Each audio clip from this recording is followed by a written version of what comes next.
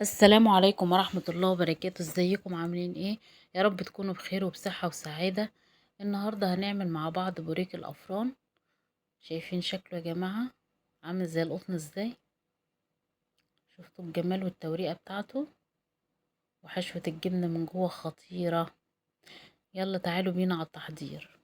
جبت البولة، حطيت فيها 250 ملي من المية، 150 ملي من السمنة، وعلى الزيت، وحوالي 55 جرام من السكر. خلاص، وحوالي 35 جرام من الصلصة. انا جبت كيس كده صلصة وحطيته كله. خلاص، ممكن تقللوا نسبة الصلصة لو حابين. وبعد كده جبت الدقيق ده، 500 جرام من الدقيق، عليهم 15 جرام من الخميرة، وعليهم 4 جرام ل5 جرام من الملح.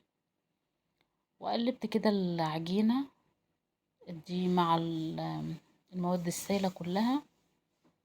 طبعا العجينة طرية. طبعا دلوقتي هجيب دقيق واحطه على الرخامة وابتدي اظبط شوية في العجينة. خلاص.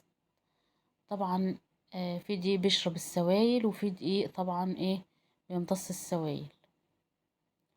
زي ما انتوا شايفين كده، ابتديت بقى، حسيت كل ما احس ان العجينة عايزة دقيق او مزوداها دقيق اهو. هنا كانت العجينة خلاص اتعجنت معايا، بس المقدار انا بقوله لكم ده 250 ملي مية، عليهم 500 جرام من الدقيق. ده المقدار المظبوط عشان خاطر بس العجينة ما تبقاش طرية معاكم. وجبت الدقيق وابتديت انا احط العجينة واقطعها قطع كده، وكل قطعة من دول ابتديت ان انا اقطعها حتت صغيرة، هوزنها على الميزان من 30 جرام ل35 جرام. ممكن نقلل شوية لو حابين. اهي القطعة حوالي زي ما قلت لكم من 30 ل35، ممكن 25 لو عايزين. خلاص، وجبتها بعد كده وابتديت ان انا اكور كل قطعة من دول. بعد ما وزنتهم ابتديت ان انا اكورهم كده اهو. كل الكمية دي عملتها كور طبعا من ورا الكاميرا. دول بس حبيت اعملهم قدامكم عشان تشوفوا انا بشكلهم ازاي. خلصت طبعا، وكنت حشيت جبنة. هوريكم الحشوة دلوقتي.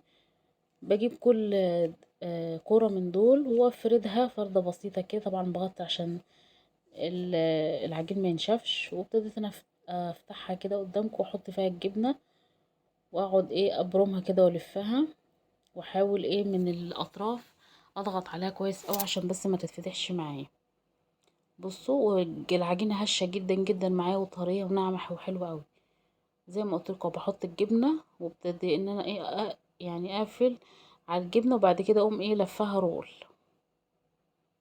خلاص. واجي اهو. هنا كانت خمرت، سبتها تخمر طبعا. وجبت هنا بيض، صفار بيض على حبة مية، ودهنت وش العجين بعد ما اختمر. طبعا مش هياخد وقت، احنا في الصيف والعجينة بتخمر بسرعة جدا، ما بتاخدش وقت. وكان عندي حبة البركة وسمسم، هرش على الوش كده.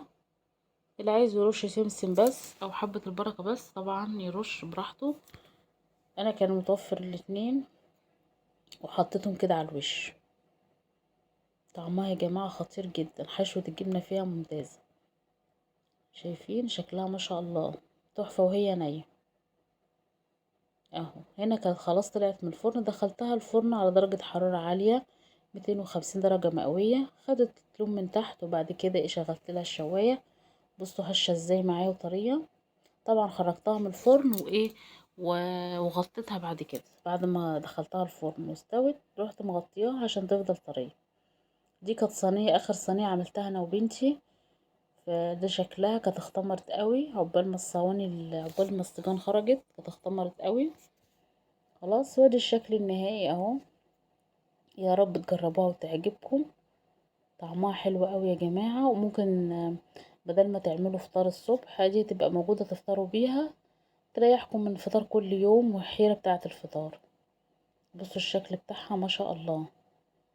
ما تنسوش بقى اللايك والاشتراك في القناة، وتسيبولي تعليق عشان تعليقاتكم بتفرحني. شايفين؟ والسلام عليكم ورحمة الله وبركاته.